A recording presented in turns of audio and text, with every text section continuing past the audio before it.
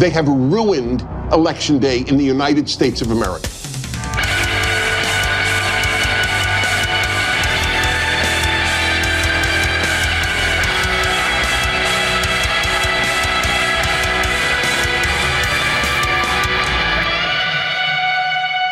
Coming to you live from a CIA black site underneath the Potomac River.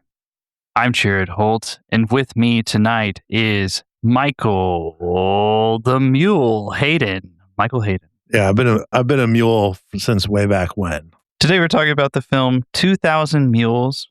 This came out in 2022 with a showing at Trump's Mar-a-Lago Club. It's a pseudo-documentary, and it was a immediate smash hit with MAGA diehards who, to this day, refuse to accept that Joe Biden defeated Donald Trump in the 2020 election. Trump once described the film as the greatest and most impactful documentary of our time. That's a funny one. I just want to say that the reason we're doing this, we obviously have done one film already. I can't even remember the name of it. What was the name of that Daily Wire piece of shit we watched? Lady Ballers, dude. Lady Ballers. That's right. Lady Ballers. The Jeremy Boring film, his horny rendering of a story of men playing in a women's basketball league. But the reason why we're doing this one, beyond just to look at some of these films to see how they've aged, is this one sort of serves as a playbook, so to speak, for how to inspire feelings of doubt in the country about an election. And I guarantee you some variation of this is going to be tried during the midterms. And probably an even bigger one is going to be tried in 2028. So 2000 Mules was produced by Dinesh D'Souza. He's a conservative author and filmmaker whose fingerprints have been all over the conservative movement's propaganda machine going back decades. Dinesh D'Souza has published a litany of books and movies, all of which orbit around the same core message, or at least the ones I've seen. America is on the brink of collapse due to radical forces in the Democratic Party, and only Republicans can save it. He's been at this game for decades, but he really found his stride during the Trump era. And I just want to take a minute and stress the influence that Dinesh D'Souza has in right-wing media. It is very understated. Like, yes, this guy can get on Fox News whenever he wants. He works for Salem Media, has access to millions of dollars to produce these garbage films, including the one we're going to talk about today. But he also operates this really vast online empire that was sort of inherited by his daughter and her husband, who is a member of the House of Representatives, Brandon Gill. Yeah. So Dinesh probably deserves a Who the Hell episode at some point because he has been a very busy man. I think that's safe to say, Jared, for the last few decades. A very busy man. And I just want to say, regarding this guy's origin story, he was born in Mumbai, if you prefer. The Indians frequently like to call it Bombay. They like to use the old name. Certainly my ex does. I lived there for 5 years, and I can tell you right now that this guy is a hustler. He basically came to the United States during college, went to Dartmouth, and decided to stay here and just bilk people. That is my assessment of Dinesh D'Souza. He's not a stupid guy. He's really not a stupid guy. I think that's an important. I mean, beyond the fact that he went to Dartmouth, there's stupid people who go to Ivy League. He's a hardworking, fairly intelligent guy who traffics in pure garbage, seemingly on purpose. That claim has been fact-checked by the Patriots at Posting Through at headquarters, and they have confirmed that no lies were just said by Michael Hayden. I just want to say something else about Dinesh D'Souza, and then we're going to move on to this thing. This guy is halitosis coated. If there is any guy we cover that looks like he has bad breath, for some reason it's Dinesh. You just imagine him standing over your shoulder and just be like, "Oh man, this is horrible." Like while he's explaining something. That's That's my visceral response to Dinesh D'Souza's face. So the film's central claim is that the 2020 U.S. presidential election was affected, rigged, tainted irredeemably by coordinated illegal ballot trafficking schemes. At the heart of this supposed scheme, it posits, were paid operatives, dubbed Mules, who collected ballots, sometimes illegitimately, and stuffed them into ballot drop boxes across 5 key swing states: Arizona, Georgia, Michigan, Pennsylvania, and Wisconsin, and did so in numbers that the film claims were large enough to determine the outcome of the election, crowning Joe Biden an illegitimate winner. So to support the claims of this film, and it is barely a film, I want to say. It feels a little bit like a deep cable documentary about aliens. That is, you know what I mean? It doesn't feel like something that's like, oh, this is a film. I just watched a documentary film. It's a lot of people sitting around at tables and shit. Like parts of it are polished and have professional production. Then other parts look like whatever is beneath public access television. Yes. So to support the claims of this film, D'Souza leans on cell phone geolocation data provided to him by activists at True the Vote, which is an election denialist nonprofit that's been around for nearly 2 decades and mostly centers its activity on disputing the outcomes of elections where Republicans lose. It's very convenient, right? You didn't see anybody making 2,000 mules in 2024 to try to figure out how that happened. The mules just stayed home.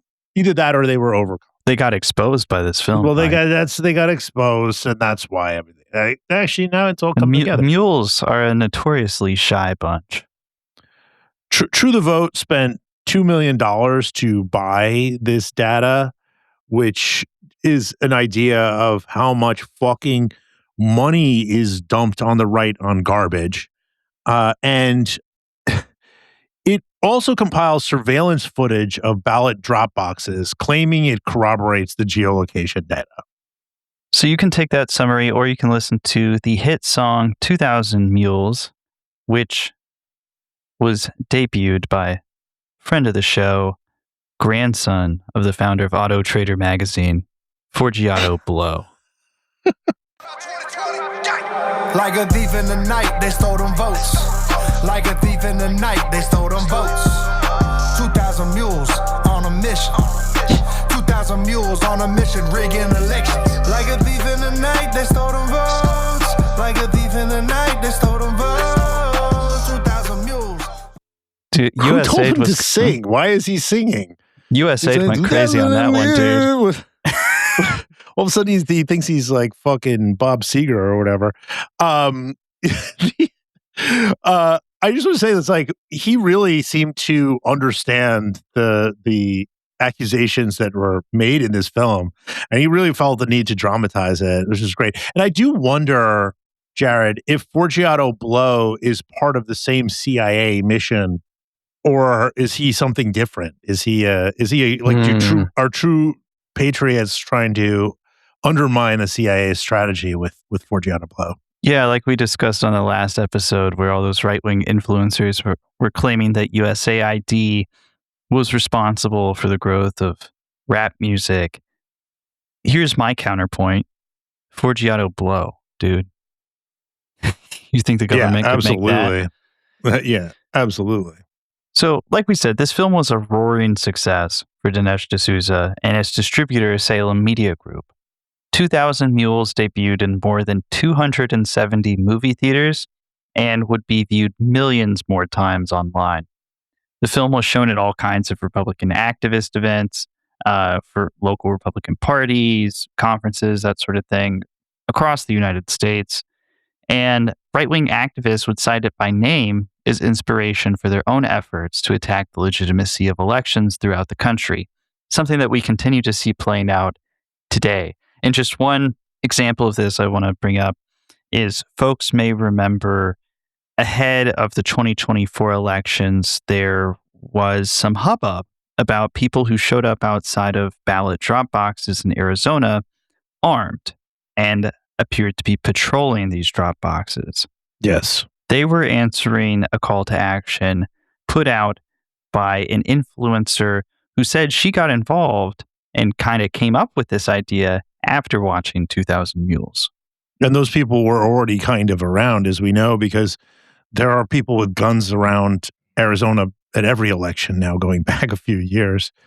So kind of unnerving.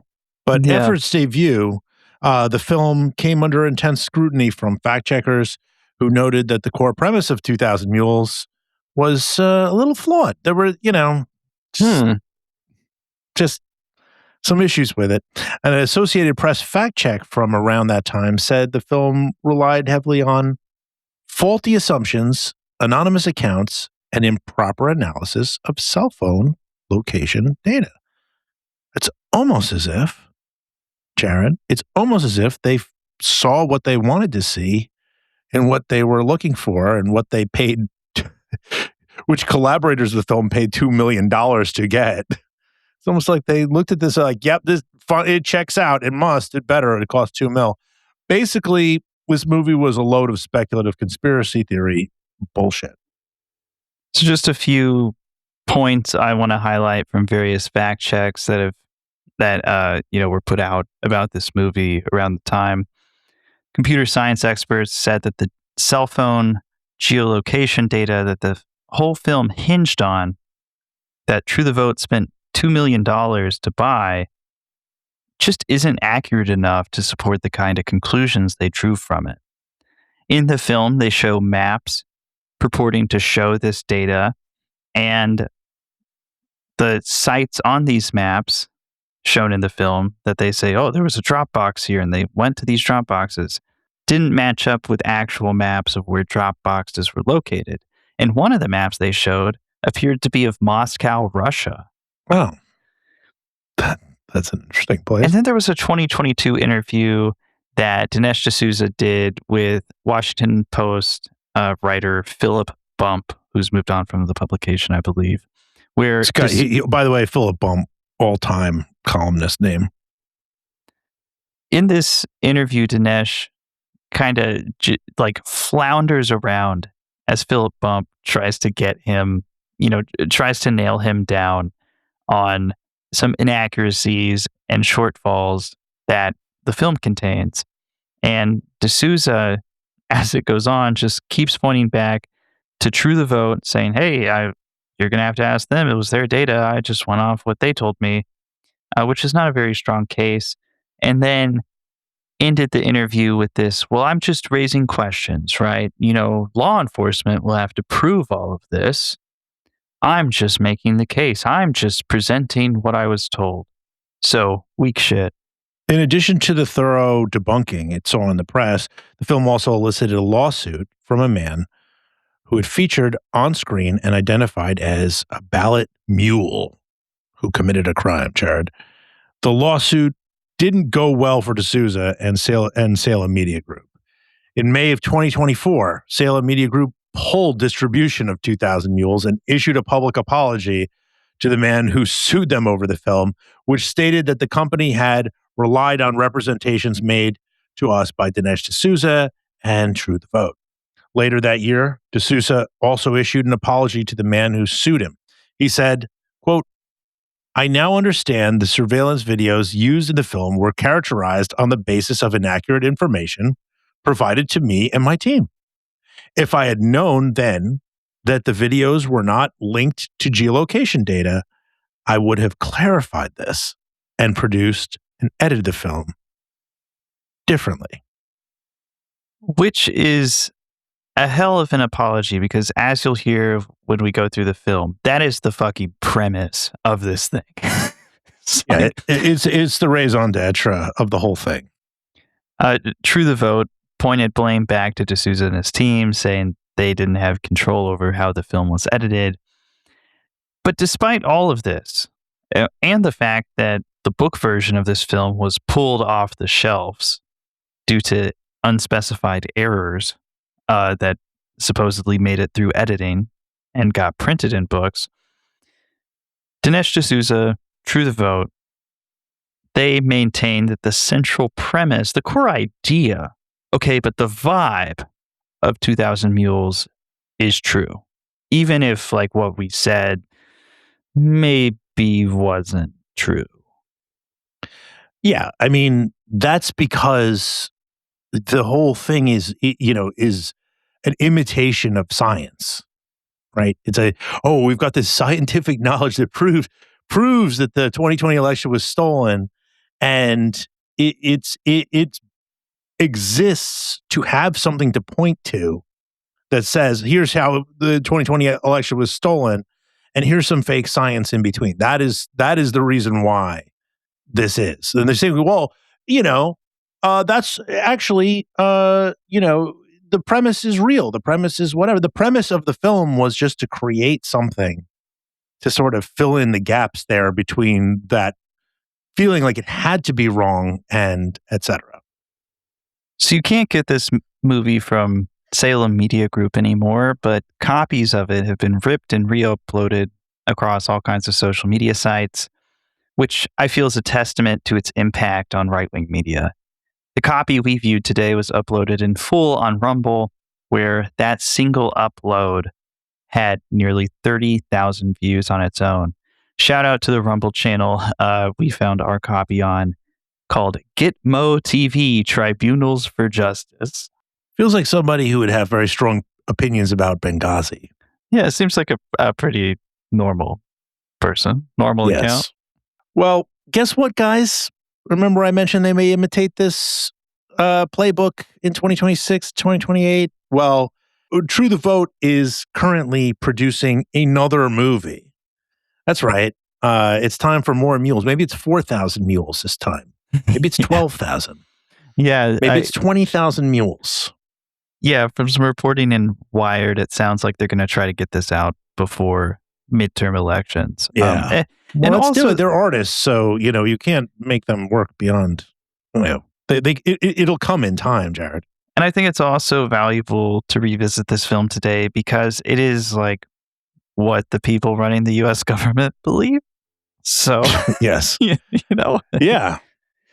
No, I mean, you can't really think about this coming midterm or the next presidential election without thinking about 2,000 Mules, which is a weird thing to say, actually, because it is shockingly bad, not just in terms of information, but just everything about it. The fact that these people subjected themselves to making this and watching it and believing in it should say something about their character, I think, but also their willingness to withstand garbage. Yeah, so this film is about an hour and a half long. You should not spend the time that Mike and I did to watch this whole thing. This was actually my second, maybe third time watching it. And there's a point we'll get to that, like there's a breaking point I have with this movie that I'll identify when it comes, that each time has just thrown me into a fit of rage. But we've pulled out some notable moments, notable clips to kind of walk you through the film so you don't have to watch it yourself. And you can kind of get a flavor for 2000 Mules, a pseudo-documentary film that completely changed the way Republicans think about elections. Like a thief in the night, they stole them votes. Like a thief in the night, they stole them votes. 2,000 mules on a mission. 2,000 mules on a mission, rigging elections. Like a thief in the night, they stole them votes. Like a thief in the night, they stole them votes. So the film opens on a monologue from Dinesh D'Souza saying how important elections are. He has a line, "The 2020 election haunts the American mind." In typical Dinesh D'Souza fashion, what we get is like 5 straight minutes of compilations of poor YouTube ripoff clips of news media coverage of the 2020 election. And then we get to the big questions, the kind of questions that Dinesh D'Souza has on his mind after the 2020 election. But we can't move on unless we know the truth. Many other issues arise out of the 2020 election. Did the January 6th protesters go to D.C. to mount an insurrection? It wasn't an insurrection. It was a primal scream. To protect the Constitution of the United States against enemies foreign and domestic! They wanted their elected leaders to adjudicate the claims of election fraud. The left's claim that this was the most secure election is also the foundation for the widespread censorship on social media of the so-called big lie. This morning, President Trump waking up without his favorite megaphone. You will never again see a tweet from President Trump. But is it a big lie? Is it a lie at all? Yes. Yes. Yes. Yes, it is. Yeah, by asking that, you've already answered the question, bozo. How about that? It's the law of headlines, right? If you which states if you read a news headline that ends in a question mark, the simplest answer is no. Yeah. Because if they could prove it, there wouldn't be a question mark. Yes. Well, the thing that strikes me about this opening thing, and it did as I watched it, which was like on an Amtrak train, and I had to make sure people were not seeing me watching it and thinking that I liked the content. I'm just picturing you on the train, periodically pulling your headphones out and just giving a big thumbs down to the people around you. Just this stupid Rumble video, not my Rumble video. I don't watch Rumble. I never watch Rumble, guys. But here's the thing. He's like, first of all, just like Andy Ngo, another person with an immigrant lineage, by the way, he completely ignores the Proud Boys, Oath Keepers, the white nationalists that were at January 6th. He's just like, these people were, they came and they were protesters and they were angry. It's like, it was a pretty fucking crazy scene, dude. I mean, you kind of brushed over that pretty fast. And then he's like, it was a primal scream. They were so angry because they wanted people to adjudicate the election fraud charges. Well, who told them that there were election fraud charges? It's not because they knew something was wrong. You told them, you stupid asshole. Yeah. You, Dinesh D'Souza, you told them that it was not a real election, and that's why a bunch of Proud Boys and other felons came in and trying to destroy the United States Capitol. It's like, it's insane that he just is like, oh, they just showed up believing the same stuff that I believe. Yeah, because that's a good point, because he spends the 2020 election rallying behind Trump's claims that the election is stolen, and then opens up this film a year and a half later, more than a year and a half later, being like, was any of that true? Let's find out. It's like, it's a joke. Where'd they get the idea? So immediately it becomes like 8 minutes into the film, he's just like, on the first episode of my new Salem Media podcast. So we've got an ad here, a soft ad read for his podcast. He gathers up other Salem Media Group hosts and asks them if they feel confident in the 2020 election. They all say they're not, but mostly because they hate Biden so much, they just can't believe that he won. You've got Sebastian Gorka, Eric Metaxas, Sebastian Gorka, here, by the way, Elder is here. I was going to say Sebastian Gorka, his head looks like what are those balls that people use for yoga? It's just tremendous when he walks in. That's just the size of this man's head. Yeah. So here's a clip of the brain trust gathered on the couches in the Salem Media studio, I assume. And you can hear some of the genius from the brightest minds in conservative media. And then on the eve of the election, this Hunter Biden story drops, which shows that Joe Biden completely lied about his lack of knowledge of what his son was doing, and it was suppressed. And even the CEO of Twitter later on admitted that it was suppressed and shouldn't have been. That alone would have altered the election. You add all that up, my point is, this man is so loathed, I wouldn't put it past the Democrats to do virtually anything to make sure he doesn't get another 4 years. If I That's believe Larry Elder, the president by the way. were a Nazi, I might steal an election. If we were Germans in the 1930s, we'd steal the election from Hitler if we could. If I'm that indoctrinated, of course I can justify it. think it was Jane Fonda who said that COVID was God's gift to the left, right? It wrecks the empirical positives of the Trump economy, but here's the other. It enables a whole bunch of things on the other side to change the rules of the election. So the point is, in a COVID environment, is it not conceivable that Trump could have lost fair and square? I think millions of Americans know something went wrong, and they have little pieces, and no one's really put it together. They know that there was injustice. They know it in their gut. They know it through the bellwether counties where Donald Trump won almost every single one of the predictive counties that show who's going to be president. And then they also know it where they went to bed thinking Trump was going to have 4 more years, and they woke up with the exact opposite. We have an individual. Just to stop for 1 second. Hold on. I got to talk about Charlie Kirk here and what he just said, because I was struck by this. Because I think whenever you see Charlie Kirk talking now, it's obviously, there's heightened curiosity about what it was. What was he saying? Because he's become like this kind of, mythic figure. He's like he's no longer who he was. He's just something else now. And what I thought was revealing about that, he was the voice that is obviously saying everybody knows something went wrong, whatever. What I notice how sly Kirk is. You can tell he's smart enough to know that Trump lost the election, right? In the way he says it, right? He may not say that, but I think he has some idea. And what he says, what he appeals to, is again this sense that people have among his followers that Trump won and it was taken away. And that was it. Just a sense. It's just people are mad. People are angry. He at no point cites any other data. And then his main thing is and we went to bed not knowing what was happening, but feeling good about the election and waking up and hearing something else. And it's that has been explained. And you know that. But that's all his evidence is feels. Yeah. And again, the point you made earlier, why did people feel that way? Because people like you told them to.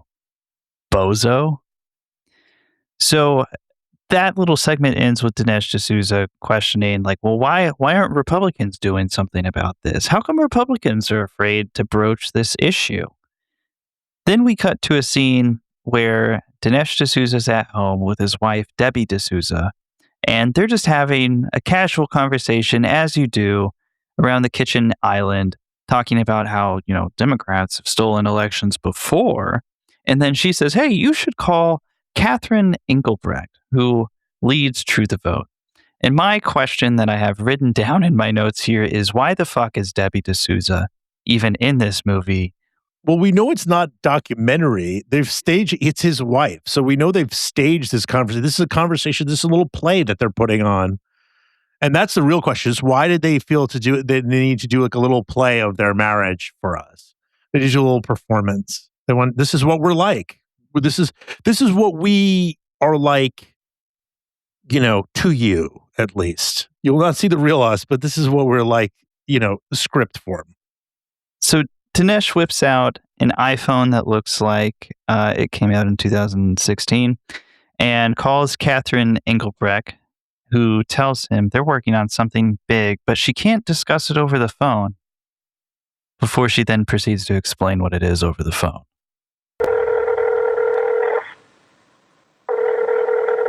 Hey, Dinesh, how are you? Hey, I'm doing fine. Hey, listen, I'm here with Debbie. Hey, Catherine. Hey, Debbie. You know how crazy it is out there. Have you guys been digging into this whole issue of voter fraud? Well, we have been working on something big. It's probably best we don't discuss it over the phone, but can we meet?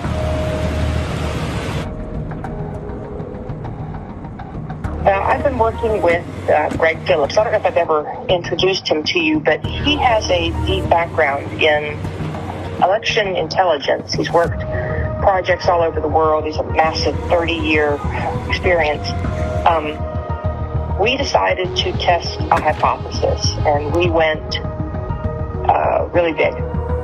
And now we have something that we think you're going to really want to see.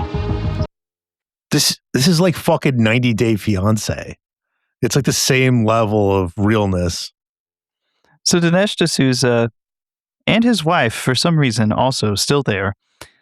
they go to what it is clearly like something set up on a soundstage to try to look like a CIA black site or something. A room full of computer screens with extras pretending to be like elite hackers in the background and stuff. Really just over the top, cheesy, no taste.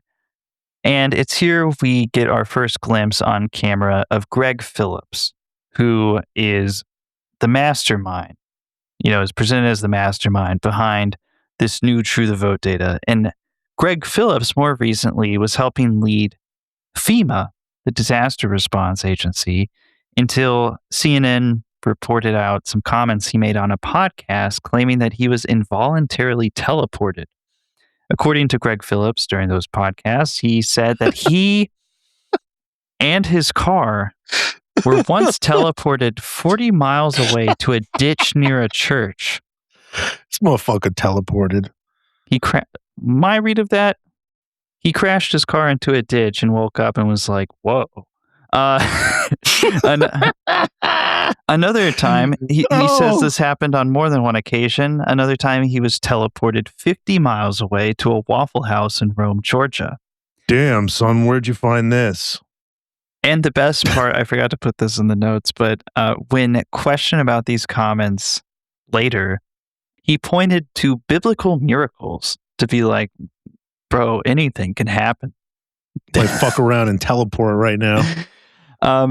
He was removed from FEMA, and according to some news reports, the White House asked him if he would please stop talking about teleportation. Yeah, seriously. Come on, man. Like we all know you can do it, but like when you brag about it like that, it makes everybody feel bad. Stephen Miller gets upset. He's like, why can't I fucking teleport? Yeah, so Greg Phillips is introduced here as an election security data expert. The premise of the film gets explained here. They wheel out a case where they objected to voter fraud that a Republican in North Carolina was accused of participating in. Feels like this is like they make a quick attempt for like 60 seconds in the movie to try to present it as like a nonpartisan concern, even though everything True the Vote has ever done has been in support of Republican politics, really. Here, we're 19 minutes into this film. You've turned on 2,000 Mules. You've had this running for 20 minutes, and finally, 20 minutes in, they finally start to tell you what's actually going on. The outliers that were introduced in such a major way in 2020, namely the privately funded drop boxes, the mass mail out of ballots. The hypothesis was, if you were going to cheat, how might one go about this? That would be provable, trackable, traceable. You said there might be some, let's just call them bad actors, who are delivering ballots systematically and illicitly to these mail-in drop boxes, and there might be a way to track them and to bust them. We didn't know. We decided we're going to let the data tell the tale, and we collected together a team of highly skilled contractors and put together a plan to see where the data would take us. What, Greg, is geo-tracking? So the idea is to collect the signals that are emitted from your phone. Your cell phone is delivering information to apps that are collecting that ping. So there are 4 key coordinates: the lat long, the elevation, and the time. And with that data, we can then build a pattern of life around you. So that phone's here right now. Well, where's it going to be at 5 o'clock? And where's it going to be tonight? Well, here's my cell phone. My cell phone is off. Can I be geo-tracked even with the cell phone being off? Possibly. Depending on the apps that are on the phone. Apps, depending That's on what marketing companies do all day, every day. Now, this is the point. We were at the Apple store and at CVS, and on both occasions, they knew where you were evidently. Absolutely. And they were telling you about specials, and they were, so people have experience of this. There's 300. Okay. All right. So here's a theory. I got an idea. Why doesn't this teleporting ass motherfucker, why doesn't he turn his phone over, get the data from that so he can show everyone that he teleported? Because presumably they'd be pinging off different towers. Like suddenly, it'd be like, there's no explaining this ping pattern. There's no explaining the ping pattern. This guy teleported fucking 500 yards.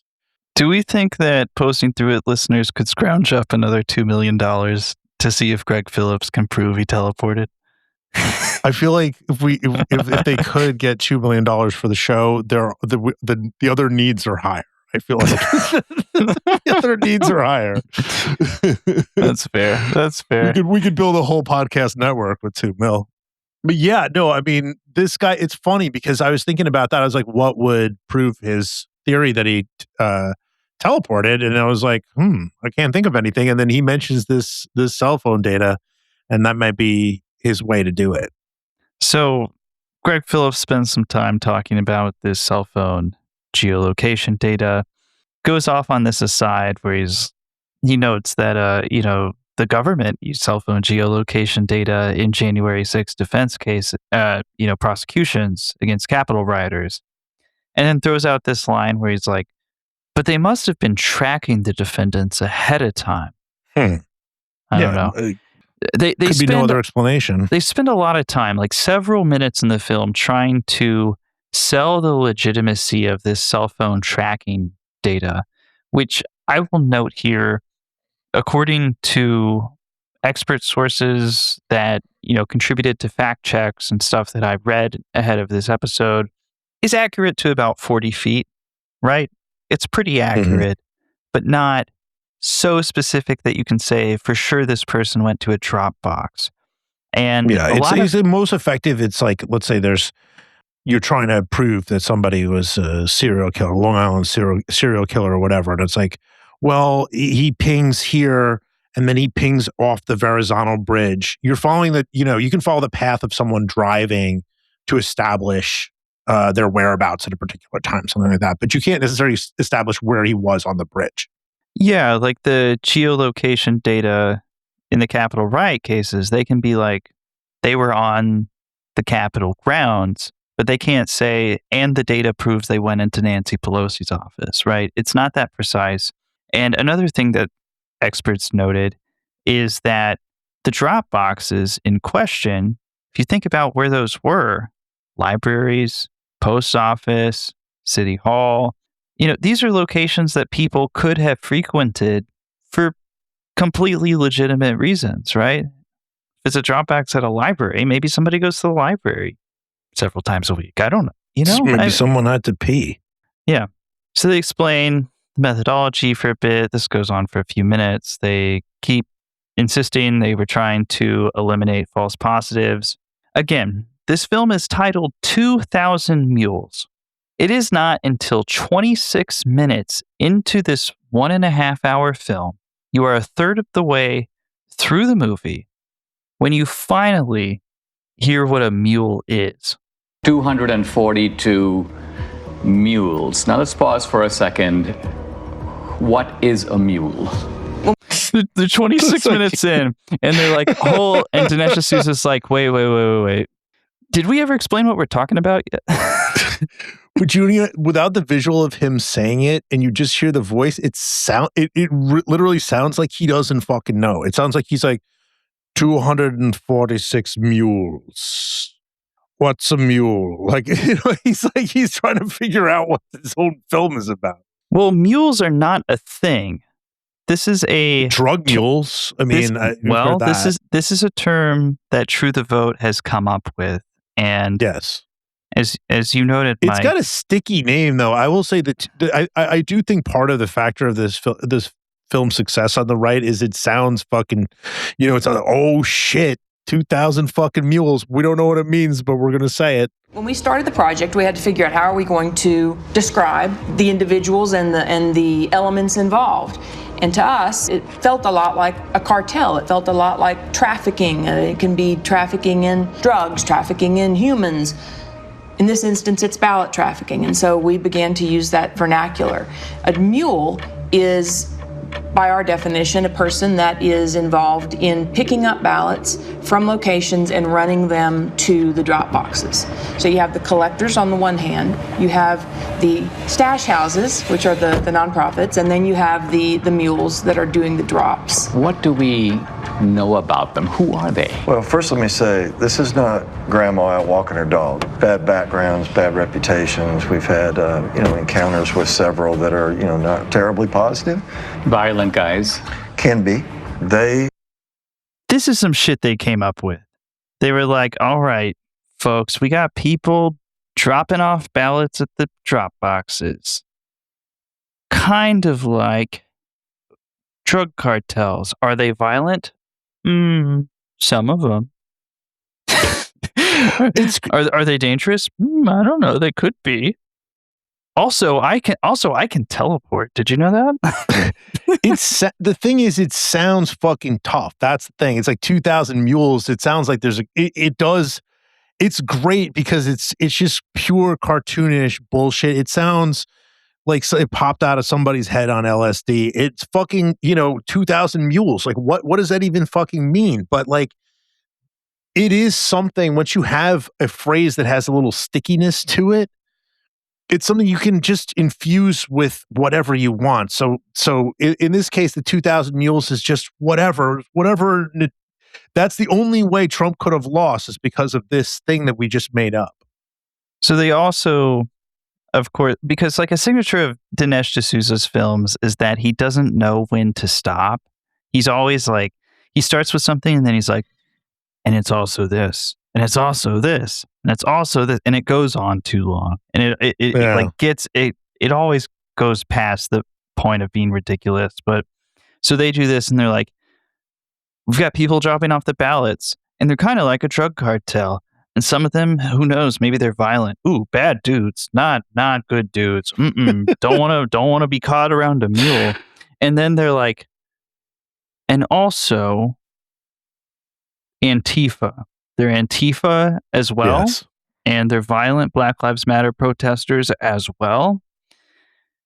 So then Greg Phillips, the man who believes that he was once teleported 40 miles away, him and his car, into a ditch, pulls up a map and says it shows one person swinging by 5 drop boxes, multiple nonprofits in the Atlanta area. They do the same in Phoenix, Milwaukee, Detroit, Philadelphia.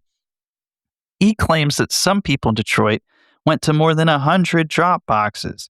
He claims that Mules in Philly went to more than 50 each. And to validate the data, this is another clip that's going to give you guys brain damage, but like to quote unquote validate the data, they said they ran the geolocation data that they had against 2 cold case murders, and say they very strongly insinuate that they turned over their findings to law enforcement, and it resulted wasn't it in it's an arrest. like a 2 black girls or something like that? It was like something like that. It's very bizarre. Shooting actually occurred right here in this parking lot. Sort of inside of this circle are really the only potentially legitimate shooters. Each of these devices has a unique device ID, and we turned the bulk of this information over to the Federal Bureau of Investigation. Now, I read, they've arrested 2 suspects. They have. 2 suspected gang members will appear in court this morning on charges. So here's the kicker. NPR followed up on this. They asked True the Vote about this, and it turns out the suspects that Dinesh D'Souza is trying to credit True the Vote with using its cell phone location data to bust had been arrested 2 months before True the Vote contacted authorities with their cell phone data. So this is just a blatant lie. Yeah, it's also wedged in a very bizarre way, because it's like you're not even sure how this fits into the story. Right? It's like they don't like shoehorn it in any kind of language that would make it make sense in the context of showing about the election disinfo. So the only thing you could possibly surmise from this is like, not only the 2,000 Mules like bad and will take your stuff, they'll also kill your ass. So it's just the making the mules more intense. That's the way, it doesn't say that the killers were mules. It doesn't seem to argue that necessarily. But it does seem to paint these fictional mules with a brush of tremendous malice. I mean, it juxtaposes the conversation with the murder of children. But what I think the point in them going on this tangent is supposed to do is to say, hey, listen, we're fucking 10 minutes into trying to convince you that this data means something. Look, it can solve murders, even though it absolutely did not solve a murder. Then we get to the point, they're like, all right, we got this data. Trust me, bro. It shows this shit. And then they say that they submitted records requests and got a bunch of surveillance video from Dropboxes. They claim they got millions of hours. I think they said 14 million hours of footage in the film, which we're supposed to believe they reviewed. They highlight some cases where government officials told them video didn't exist and said, no thanks. So then what we have here, like what follows is like another 10 minutes of compilations of different videos of people dropping off ballots at drop boxes, and this gang of folks, Greg Phillips, the man who thinks he can teleport, Catherine Engelbrecht, Dinesh D'Souza, and his wife, Debbie D'Souza, just casting nefarious intentions on the people depicted in the video. Here's a little sample of that. Talk about some of the videos. So we're going to show you a couple different ones. This particular individual we have in a number of different locations at a number of different times. He's actually a mule. This is the official surveillance video of Georgia. Absolutely. And so as the person pulls up, they don't even bother parking. Of course, in the middle of the night, so why would they? It gets out, approaches the box. When people walk up with intention to cheat, they look around, they basically walk fairly quickly, they try to stuff them in, they try to get out of there. In this case, he drops a few on the ground, pick them up, stuff them into the box. And then he hustles back and hustles out of there. So this is what it looks like. It doesn't necessarily look like, hundreds of ballots being stuffed in. You don't need a whole lot of fraud, you just need a little in the right places over time. Is there a way? So they show this first video clip and they're like, okay, I know this doesn't look like shit, but again, trust me, dude. Like this whole film is premised on the idea that you need to trust a man who believes he was once teleported. I'm going to keep bringing this up. 40 miles away from his home, him and his car into a ditch outside of a church. Yeah. The other thing is also just the details that he picks out to try to make the guy look suspicious. One thing he says, he doesn't even park. That's not true. Because what did he just jump out of a moving car? And then the other thing is he drops a few things on the floor. We don't even know what this guy is doing, right? This could be some guy returning some documents to someone or whatever. You really have there's no real context to know what he's doing, and it's just a few little details about the guy in order to make him seem somehow nefarious. Yeah, it may not surprise our listeners to know that the individual pictured in that clip is a black man. They proceed to play more clips of people dropping off ballots at ballot drop boxes, suggesting they show something sinister. They keep referencing back, saying, our cell phone location data, which I want to stress experts have said they do not understand what they're looking at.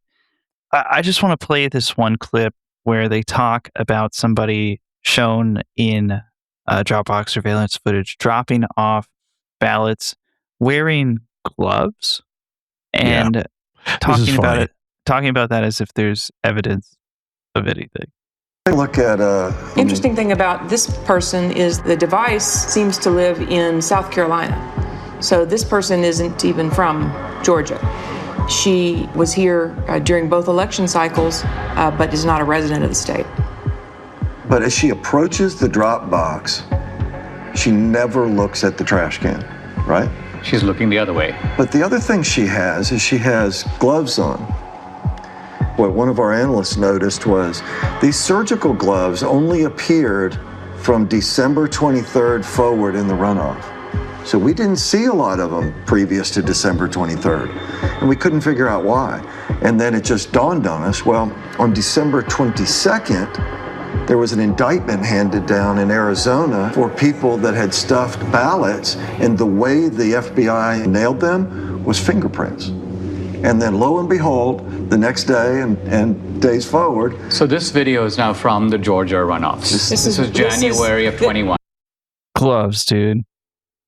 Yeah. I also like the survival horror video game music in the background. My favorite part of that clip is when it's like she walks up to the ballot drop box. She doesn't even look at the trash can. It's like, what? Huh? What was that's like an Andy No type detail. She doesn't even look at the trash can. They beat me, Mr. Trump. They beat me, Mr. Trump. So there's too many mules, Mr. Trump. there's more and more of these clips, like every Dinesh D'Souza film. This shit just goes on for way too long. There's a guy who drops off ballots on a bike. He then starts to leave, but then whips out his phone and takes a picture. And they say it's because he forgot to take a picture of himself dropping off the ballot so he could get paid. Could have also been he was taking a selfie. Who's to say? Apparently them. There's another video where a guy drops off some ballots and someone near the ballot box turns to look at him. It looks like they're talking. And they're like, see, and that's, people could tell something fucked up was going on. Dinesh D'Souza, there's another one, Greg Phillips, he comes out and he's like, these videos show organized crime. Dinesh D'Souza then pivots and says, well, Democrats are trying to pass all these voting access bills, but what if, Mike, they're trying to destroy democracy under the guise of protecting it? And maybe, what if that just makes Republicans uncomfortable to think about? Yeah, it's difficult to face. What if? So we're in the CIA black site for 20 minutes as they're going through, saying we have this cell phone data, not showing it, not proving anything, just coming up with, putting some maps on the screen that aren't accurate, one of which shows Moscow, Russia. And then they're playing surveillance video and being like, trust me, bro. Doesn't this shit look a little weird? And then this is the part of the film where I just kind of lose it. This is the last bits in the CIA black site that just start to come off the rails. Let's sum up what we know. Do we know for sure that this was not, in fact, far from, the most secure election in history? It was not. We know that for a fact. Do we know for a fact that there was coordinated, systematic fraud? I just want to say something. We'll just pause it real quick. States where the election. Okay, just a thing to put out there for everybody and you is they don't really spend much time at all talking about elections that preceded this. They don't talk about what happened in other elections or, what the standards are or whether the standards have been raised in any way. So it's like when they say, when he all of a sudden comes out of the blue is like, was this actually the most secure election in history? And the guy's like, no, but you've given us absolutely no context of what is expected in a fucking election. Is this normal shit? Are there fucking mules every time? I don't understand. You don't give us any history or any background at all. Was decided. Yes. Yes. And therefore, does it follow that the people who suspected fraud, even though they didn't have the proof, their suspicion was right? Absolutely. Their instincts are right. And moreover, that the states that are trying to do something about systematic fraud by restoring a modicum of, let's call it the old rules, checking your voter ID, checking signatures. You want a mail-in ballot? You know what? You got to request an absentee ballot. We're not going to send 20 million ballots out there and see what comes back. That these voter integrity laws, far from being voter suppression, are actually a legitimate way to make sure that the people who vote are actually eligible to vote. 100% accurate. That's absolutely.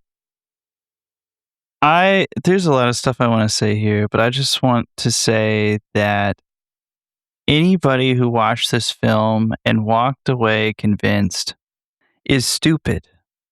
It is dumb, is a moron, is a rube, a dipshit. Pick your word of choice. Because are you saying that right now about Forgiato Blow? Are you really going to say that right here on this show that he is somehow lacking in intelligence? I know it'll come as a shock to our listeners. The grandson of the man who started Auto Trader magazine could have suboptimal intelligence, but I'm going to push back on what you're saying on one angle, which is like, there are two types of people who believe in 2,000 Mules. One of them are the people you mentioned were too stupid. And then there are people who are like, just whatever, give me a story. Give me a story. You know, they're just like, they don't care. They think Trump won the election because Trump has to win the election because they're fascists. And they're like, whatever, what's the story? 2,000 mules, whatever, fuck it. Not donkeys, it's mules, whatever it is. Yeah, give it to me. Give it to me. Could be 2,000 dogs. They don't give a fuck what it is. It's just, they don't care if the story's true. It's just a weapon to wield where they just like, how do you know it's false? I'm like, they're just like 2,000 mules. That's why. So I think it's people who are stupid and people who are profoundly cynical. And that's a really, actually, now that I think about it, a pretty good assessment of Trump's base. So we've got more compilations of people dropping off ballots. In one video, Dinesh D'Souza narrates over the top, "What you're seeing is a crime. These are fraudulent votes." And that's what he got sued for. They start crunching the numbers. Okay, well, it's like a very bar napkin math. Well, okay, there's mules. Yep, that's proven. Trust us. We don't need to talk about this anymore. But was it enough to swing the election? Surprise! They say it was. They say it wouldn't have swung Michigan and Wisconsin, these 2,000 plus mules. But it probably would have done it in Georgia, Arizona, and Pennsylvania. But then, after that, This is my favorite part of the movie, actually. They completely loosen up the criteria, and then they've got 54,000 mules. And let's fucking go. Let's fucking go. Well, there's like, because there's no 2,000 mules, it's all made up. So why not just be like, it's like you tell Dinesh D'Souza, you're like, how many mules were there? And he's like, 2,000. And you're like, yeah. And then all of a sudden he's like, 54,000 in your face because the number doesn't fucking matter. It's all made up. I just feel like this is like what happens in a really Republican college dorm room where like everybody's smoking weed for the first time. And they're like, bro, dude, if you think like 2,000 mules, that would be crazy, bro. But like, what if there were 54,000 mules, bro? Like, what would There's too many. There are too many mules, Mr. Trump. There's too many mules. 54,000 mules. Even this narrow way of looking at just our 2,000 mules in these swing states gives Trump the win with 279 electoral votes to Biden's 259. But no one thinks that our 2,000 mules were the only mules trafficking illegal votes. To widen the search, Greg and his team lowered the criterion from 10 or more to 5 or more drop boxes. This revealed a huge upsurge in the number of mules from 2,000 to 54,000. 54,000 mules. Next, they used a very conservative estimate of just 3 ballots per drop box visit. It's too many mules, Now, when we multiply this increased number of mules times the 5 drop box visits per mule times just 3 illegal votes per drop, we find election fraud on an astonishing scale. In Wisconsin, 83,565 illegal votes were trafficked. In Georgia, 90... He's doing that meme with the woman with the fucking math coming over her face. You know, if you take 635 million fucking mules.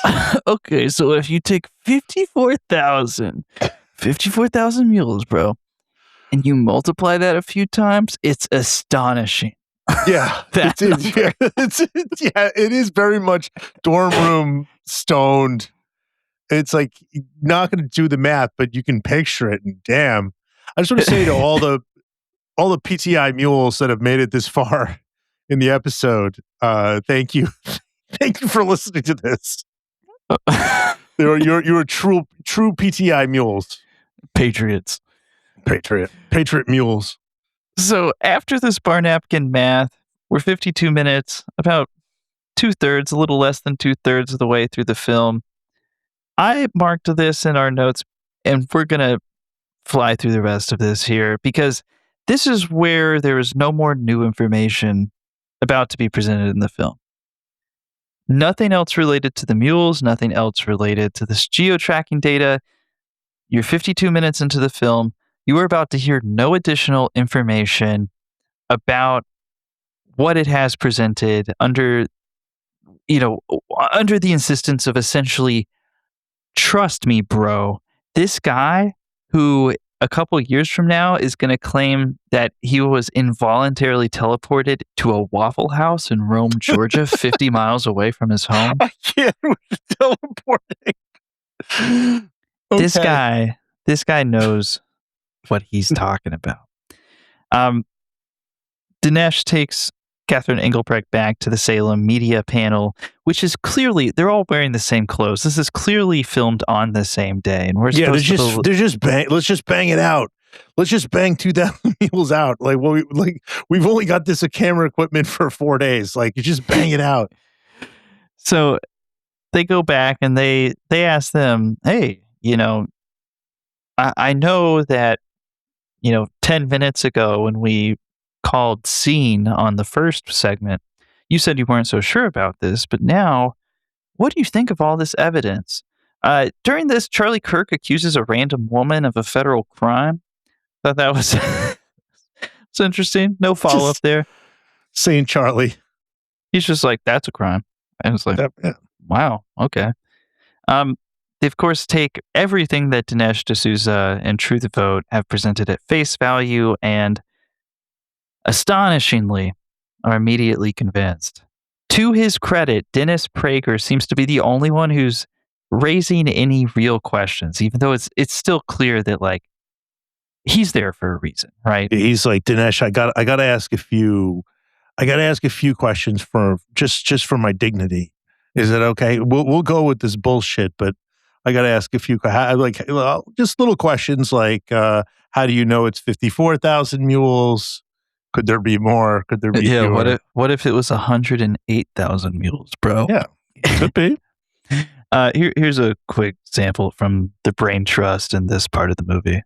Republicans had no idea this was going on during the election. Trump, to his credit, tweeted out in July, mail-in ballots are a disaster. Yep. And he was attacked so hard by Kemp and Ducey and so many. But he didn't have this information, obviously. His instinct ended up being right. This is the tip of the iceberg. You're talking about extraordinary criminal activity, but there's a ton more, you would guess, that you have not even touched. You are talking about 200,000-300,000 ballots that were just harvested in only your geolocated locations.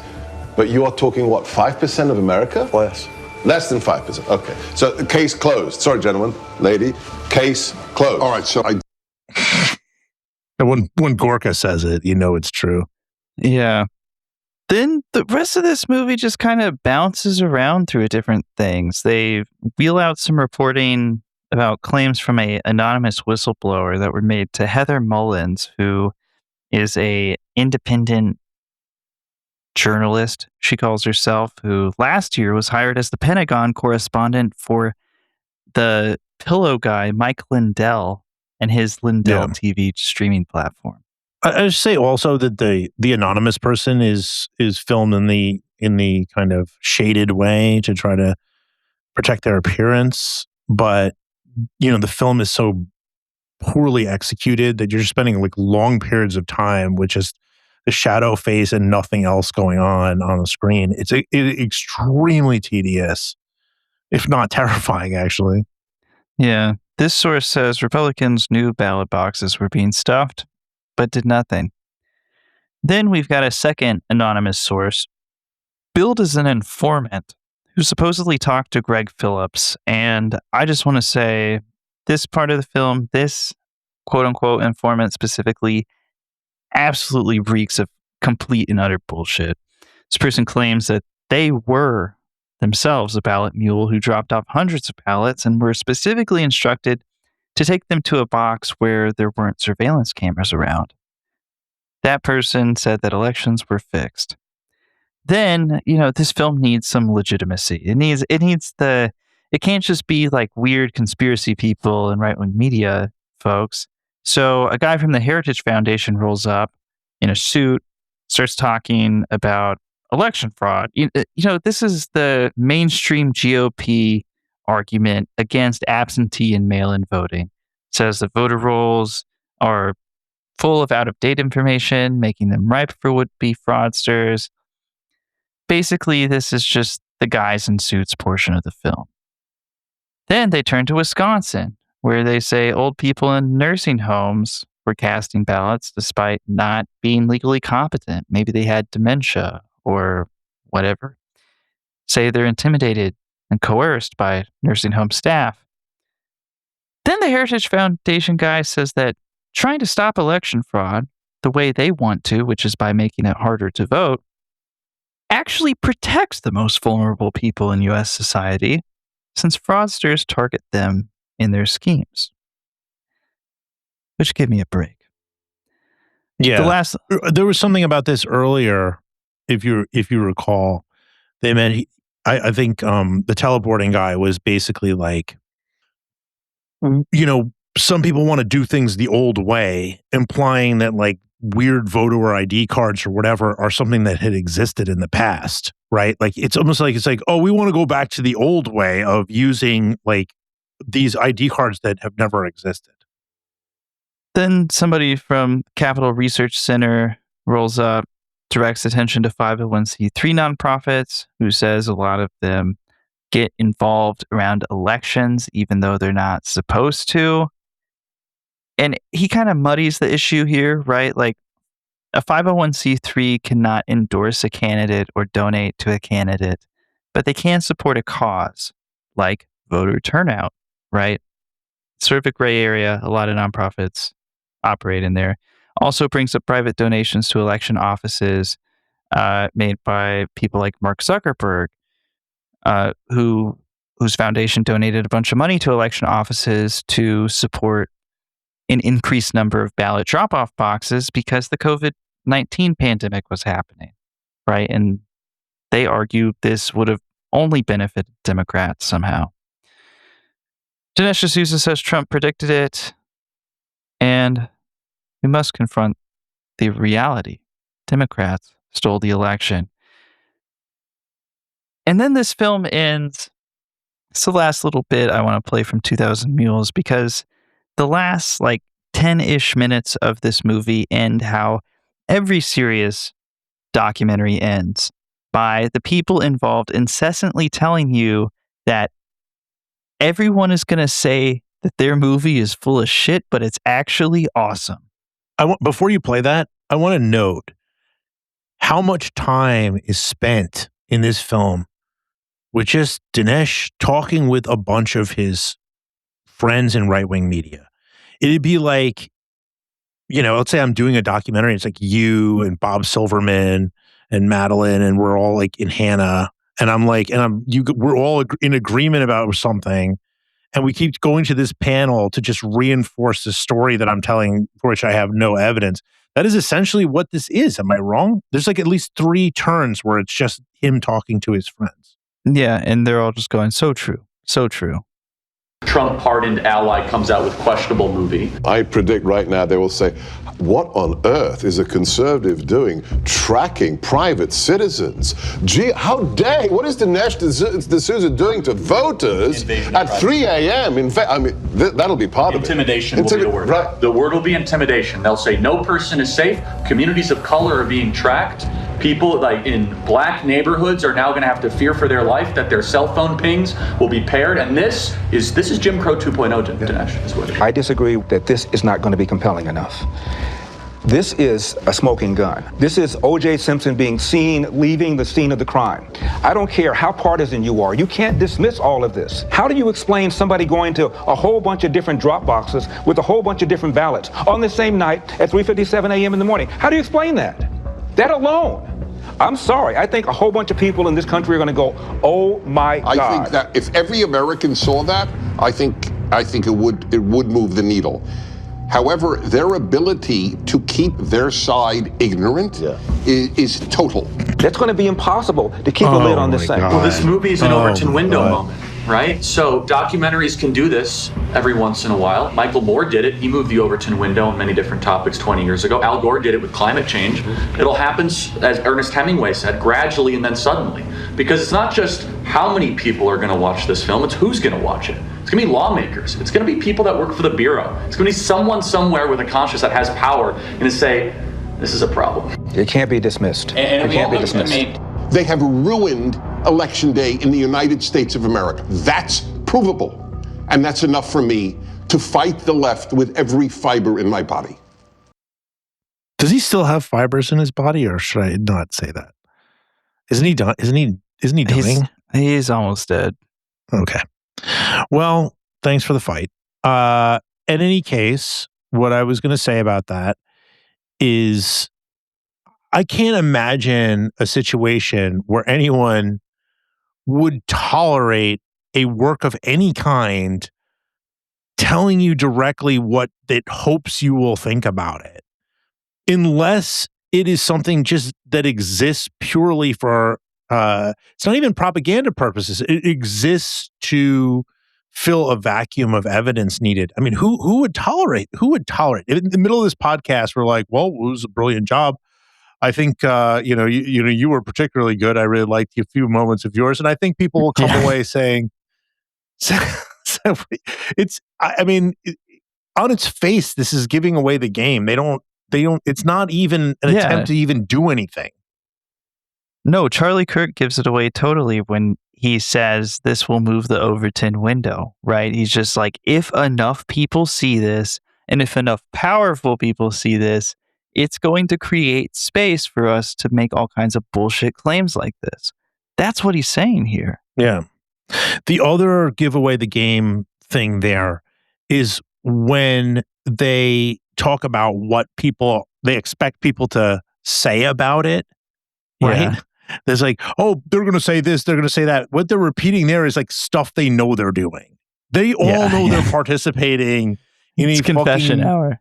Yeah, exactly. Because they're going to say that you're a weird grifter and that you made up something called 2,000 Mules wholesale in order to sell a lie to people. That's what they're going to say, those liberal assholes. They all know what they're doing. And the funny thing is, it's very transparent because they're rich. That's why, because they're all getting paid off of this. Every one of these guys they're all getting bank. It sounds so fake and it sounds like such bullshit because they're all getting paid up the ass to do this shit. Yeah. This film had a multi-million-dollar budget. Having watched it, I can't see where it went. I don't know. Where did that money go? Because this film looks like shit. Like, I could make this film. They're not. These are solipsistic people who are making money for themselves and trying to accrue power for themselves personally. It's like, oh, does Charlie Kirk agree with everything Dennis Prager? They don't agree about anything other than enriching themselves. They want 6 houses. They want 12 cars. They want and want and want. This is like, it's no spiritual idea of the world where things happen before, things happen after, there's a heaven or hell already. It's just give more money, more meals, my slobby body, throw it down in a restaurant and scarf down some food. I'm, Dinesh D'Souza. That's all they fucking care about. So none of this shit actually means anything. And it's not even ideological. It's just fucking shit to try to propel the Republican Party forward. And the person in charge of the Republican Party is a madman. So that's why this content is the way it is. So here's the closing monologue from Dinesh D'Souza.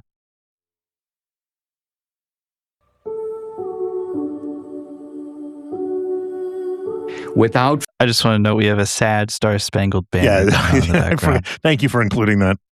Free and fair elections, we are not a democracy. We are a nation run by a criminal cartel masquerading as a democracy. Never in U.S. history has a presidential election been as thoroughly corrupted by coordinated fraud across multiple states as we now know took place in 2020. Today, totalitarian regimes camouflage their fake elections with appearance of democracy, but they're not real democracies. We don't want to join them. Our elections must represent the will of American citizens. We who believe in constitutional democracy must be diligent. If we give up, they win. In fact, if enough of us give up, they won't need to cheat anymore. Don't stay home. Get involved. Get out and vote. Do what is necessary to save this great country. The America we love needs us now more than ever. And that's 2,000 Mules, or at least the parts you should know.